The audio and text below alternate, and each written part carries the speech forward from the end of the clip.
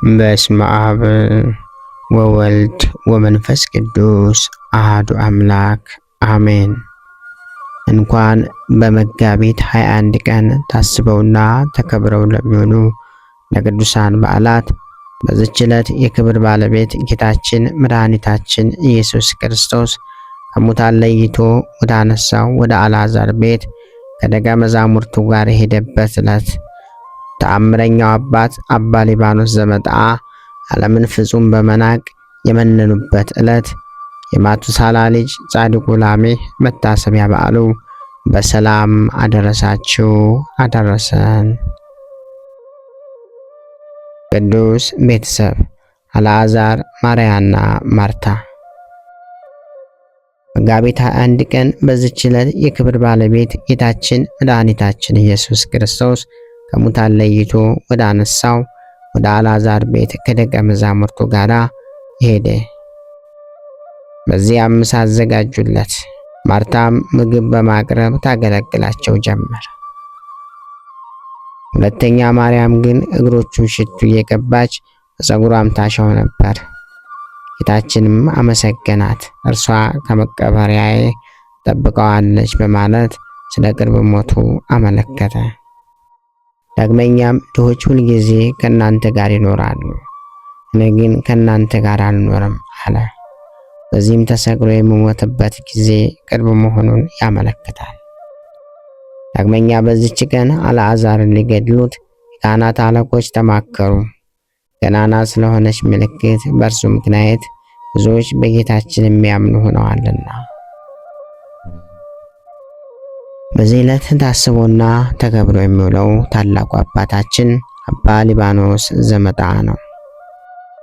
በዚች ዕለት ከዓለት ላይ ውሃ እያፈለቁ ድውያንን የሚፈውሱት ተአምረኛው አባት አባ ሊባኖስ ዘመጥዓ ዓለምን ፍጹም በመናቅ መንነዋል።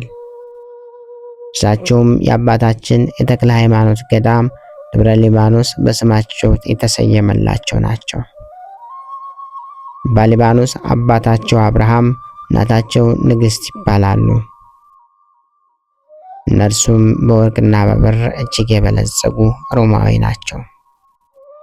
ልጃቸውን አባ ሊባኖስን በሃይማኖት በምግባር ኮትኩተው ካሳደጓቸው በኋላ እድሜያቸው ሲደርስ በቤተ ክርስቲያን ሥርዓት ያጋቧቸው ዘንድ ቁስጥንጥንያ አገር ሚስት ባመጡለት ጊዜ እርሱ ግን ፈጽሞ እምቢ አለ። ወደ ጫጉላ ቤትም መግባትም እምቢ አለ። በዚህም ጊዜ ነቢዩ ሳሙኤልን እንደጠራው አባታችንንም እግዚአብሔር 3 ጊዜ በስማቸው ጠራቸውና ከአባትህ ተለይ፣ አንተ የመንግሥተ ሰማያት ሙሽራ ነህ እንጂ የዚህ ምድራዊ ዓለም ሙሽራ አይደለህም አላቸው። አባታችንም ወዴት እሄዳለሁ? ምንስ ላድርግ ባሉ ጊዜ ወዲያው የታዘዘ መልአክ በሌሊት መጥቶ ከአባታቸው ቤት አውጥቶ ታላቅ አባት አባ ጳኩሚስ ዘንድ አደረሳቸው።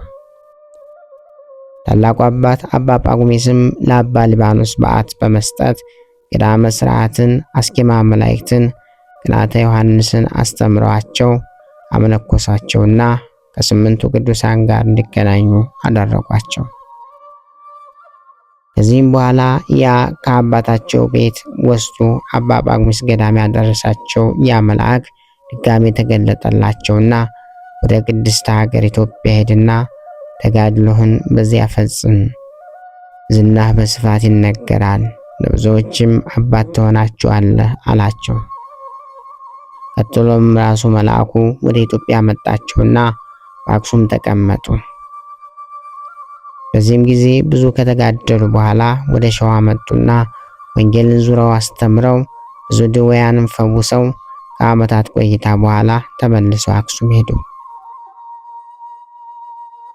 በአክሱምም 7 የተለያዩ ጸበሎችን ከድንጋይ ላይ በተአምራት አፍልቀው ድውያንን ፈውሰው ዕውራንን አበሩ። በዓታቸውንም ከአክሱም ጽዮን ፊት ለፊት አድርገው ሲኖሩ ከዕለታት በአንደኛው ቀን አባታችን በተአምራት ከጭንጫ ካፈለቁት ጸበል ተራ ውሃ ነው ብላ አንዲት ሴት ልጇን አዝላ ትቀዳ መጣች። ወዲያውም ከቦታው ስትደርስ አዲጧት ወደቀችና ልጇም አምልጦት ልቡን ድንጋይ መቶት ሞተ። ሴትዮዋም ስትጮህ አባ ሊባኖስ ፈጥነው መጡና በልጁ ላይ ጸልየው በመስቀል ምልክት አማትበው ከሞት አስነስተውታል። ሕፃኑ ልጅ ከሞት እንደተነሳ አምላክ አባ ሊባኖስ ብሎ አመሰገነ። ይህንንም ደግ ስራቸውን ታምራታቸውን ያዩ አንዳንድ እኩይ ካህናት በቅናት ተመልክተው ምትሃት ነው የሚያሳየው ብለው በጻድቁ ላይ ሕዝቡን አሳደሙባቸው። አባታችንም ካህናቱን ለመምከር ቢሞክሩም አላስቀምጥ አሏቸው። ይልቁንም ጦራቸውን ይዘው አሳደዷቸው። አባታችን በዚህ ጊዜ እጅግ አዝነው ከአክሱም ተነስተው ደርቃ ወደምትባል ቦታ ሄዱ። በዚያም በጾም በጸሎት እየተጋደሉ ሲኖሩ በእነዚያ በጠሏቸውና በክፋት በተነሱባቸው ካህናት ሀገር ግን ለ3 ዓመት ምንም ዝናብ ሳይዘንብ ቀረ። አባታችን በተሰደዱባት በደርቅ ሀገር ግን ብዙ ዝናብ ይዘንብ ነበር። አባታችን በዚያችም ሀገር እንደለመዳቸው ከአለት ላይ ውሃ አፍልቀው በውሃ ብዙ ድውያን ፈውሰውበታል። በዚያም ትልቅ በዓት መስርተው በተጋድሎ ሲኖሩ በክፉ የተነሱባቸው እኩይ የሆኑ ካህናት መጥተው አባታችን በከንቱ አምተንሃል፣ በድለንሃል፣ ይቅር በለን፣ በድርቅ ማለቃችን ነውና ዝናብ እንዲዘንብልን ጸልይልን ብለው ከእግራቸው ስር ወደቁ። አባታችንም ይቅር ብሎ ከፈጣሪ አማልዷቸው ዝናቡም ወዲያው ዘነበላቸውና በአገሪቱ ላይ ጥጋብ ሆነ። ከዚህም በኋላ አባታችን አስቀድመው ወዳዩት ወደ ሸዋ ምድር ግራሪያ መጡና በዓታቸውን በአስቦት ጫካ አደረጉ። ነገር ግን መልአኩ ተገልጦላቸው ሊባኖስ ሆይ ከዚህ ቦታ ያንተ መኖሪያ አይደለም፣ በዚህ ቦታ ላይ የእግዚአብሔርና ሰውን የሚያገናኝ የሚያስታርቅ ታላቅ ጻድቅ ይወጣበታልና ይህ ቦታ የእርሱ ርስት ነው አለው። የብዙ መነኩሳትም መንደር ትሆናለች፣ ነገር ግን የቦታው ስም በአንተ ስም ይጠራል አለው። በኋላ አባታችን ተክለ ሃይማኖት ተወልደው በዓታቸው ከዚያ ቦታ ላይ ሲያጸኑ ቦታው ግን ደብረ ሊባኖስ ተብሎ በመጀመሪያው አባት ስም ተሰየመ። መልአኩም በሌሊት እየመራ ወደ አክሱም ወሰዳቸው። እዚያም ታሪክ ወደምትሰራበት ዕጣ ክፍልህ ወደ ሆነው አደርሳለሁ አላቸውና ወደ ኤርትራ አካለ ጉዛይ አውራጃ ልዩ ስሙ ወጣ ወደ ተባለ ቦታ ወሰዳቸው። በዚያም አባታችን ድውያንን እየፈወሱ ለምጻሞችን እያዳኑ ሙታንን እያስነሱ ብዙ ተአምራትን እያደረጉ ወንጌልን እየሰበኩ ሊባኖስ ዘመጣ የሚባለውን ትልቁን ገዳማቸውን መሰረቱ። በወቅቱ የነበረው አጼ ገብረ መስቀልም የመጀመሪያውን ቤተክርስቲያን አሰራላቸው።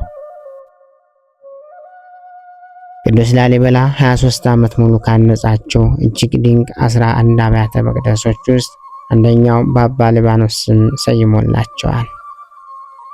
አጼ ገብረ መስቀል ያሰራቸው ሌላኛው ገዳማቸው ትግራይ ተንቤን ውስጥ ይገኛል። እጅግ ድንቅ ተአምራት በማድረግ የሚታወቁት አባታችን እንደ ተሰዓቱ ቅዱሳን ከሮም በመምጣት በሀገራችን ላይ ብርሃንን አብርተዋል። በዚህ ዕለት ታስቦና ተከብሮ የሚለው ሌላው ቅዱስ አባታችን ጻድቁ ላሜህ ነው። በዚህም ዕለት የማቱሳላ ልጅ የላሜህ መታሰቢያው ነው። እሱም 182 ዓመት ኑሮ ኖህን ወለደው። ከወለደውም በኋላ 565 ዓመት ኖረ። በድምሩ 747 ዓመት ኖረ።